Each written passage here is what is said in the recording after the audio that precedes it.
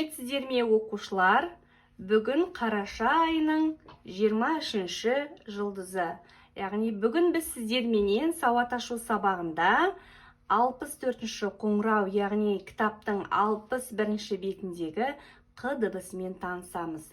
Жалпы оқу мақсаты тыңдалған материал бойынша өз пікірін айту, берілген тақырыпқа әңгіме құрап айту, сөздерді, дыбыстарды нормаларға сәйкес дұрыс айту. Балалар, бүгін біз сіздермен танысатын қ дыбысы қандай түспен берілді? Яғни ол сіздердің кітаптарыңыздың жоғарғы жағында қ дыбысы көк түспен берілгені көрініп тұр. Яғни ол дауыссыз дыбыс. Қ дыбысы қатаң дауыссыз дыбыс.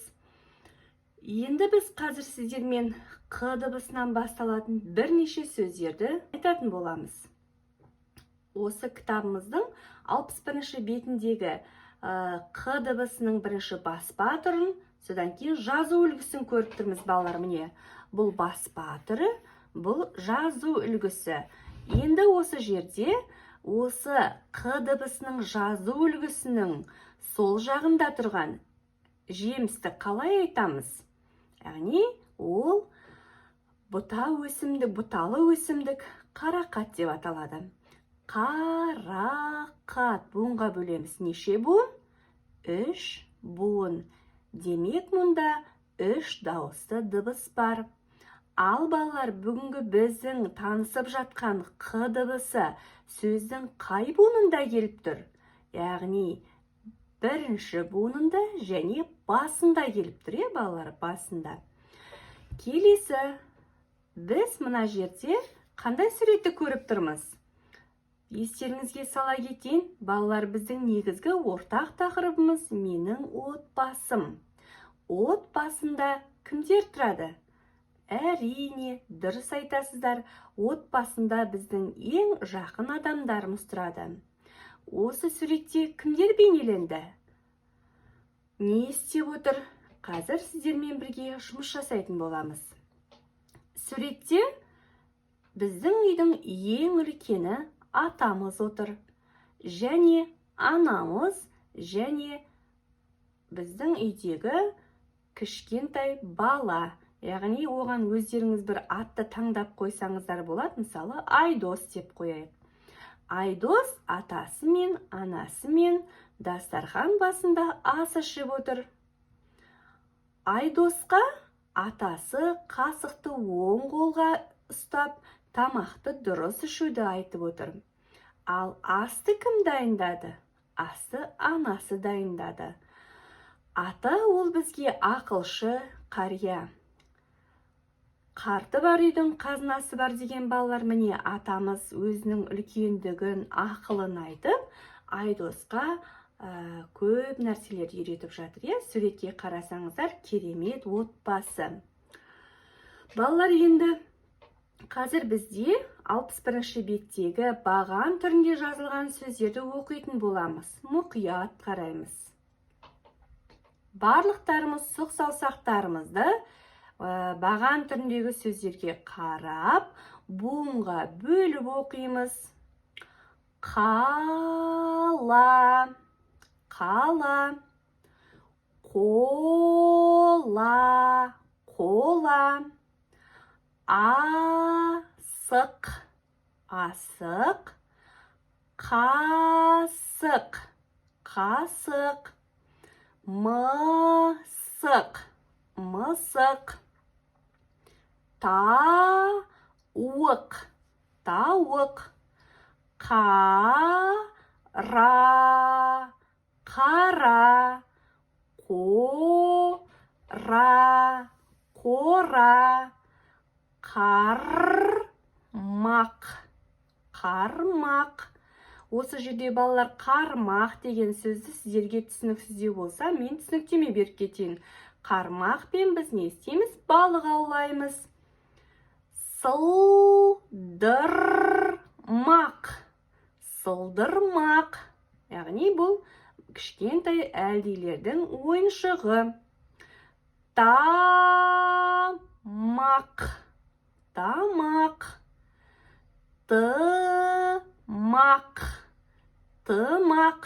Тымақ деген ол бас киім. Қалақ, қалақ. Яғни ол құрылыс заттары, қалақ деген. Қонақ, талқан, талқан. Тышқан, тышқан. Алақан, алақан. Қошақан, қошақан. Қалта, қалта. Тақта, тақта. Қанат, қанат. Қуат, қуат. Қасым, қасым. Қаламқас, қаламқас. Балалар, соңғы бағандағы 4 сөз соңғы үлкен әріппен жазылған. Неге олар үлкен әріппен жазылды? Иә, әрине, дұрыс ойлайсыздар. Олар қанат, қуат, қасым, қаламқас деген адамның аттары, яғни кісінің аттары, жер-су аттары үлкен әріппен жазылады. Өте жақсы балалар. Енді балалар, екінші суреттегі заттардың кімге тиесілі екенін тап дейді. Бұл жерде балалар ең бірінші тұрған құрылысшы, сосын аспазшы және қыз бала. Бұл жерде кімге тиесілі затты табу үшін мына жердегі суреттерге мұқият қараңыздар. Ең бірінші қасық кімге тиесілі? Әрине, анамызға тиесілі, яғни аспазшыға тиесілі. Екінші шеге. Шеге кімге? Әрине, құрылысшыға тиесілі. Ал енді үшінші тұрған ол ойыншық, тауық. Яғни ол кімге тиесілі? Қызға тиесілі. Ара. Ара кімге тиесілі? Құрылысшыға. Балға. Балға да құрылысшыға тиесілі. Тәрелке. Тәрелке аспазшыға тиесілі. Тышқан, яғни ойыншық тышқан ол қыз баланың ойыншығы. Қазан аспазшыға тиесілі. Қалақ құрылысшыға тиесілі. Қуыршақ қыз балаға тиесілі, кішкентай қыз балаға. Шанышқы ол аспазшыға тиесілі. Мына жерде сіздерге жұмыс құралдарын, ыдыстарды, ойыншықтарды бөліп жазып көрсетіңіз деп отыр. Сіздер қазір балалар дәптерлеріңіздің 34-ші бетіндегі Қ дыбысына берілген жазу үлгісін орындайсыздар.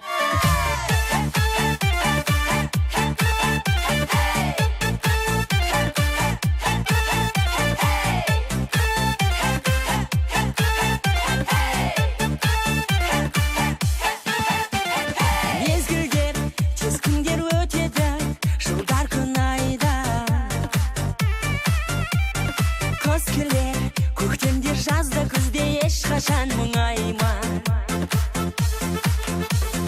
уақыттың бәрі бір мұңаятын жағымсызы болмайды.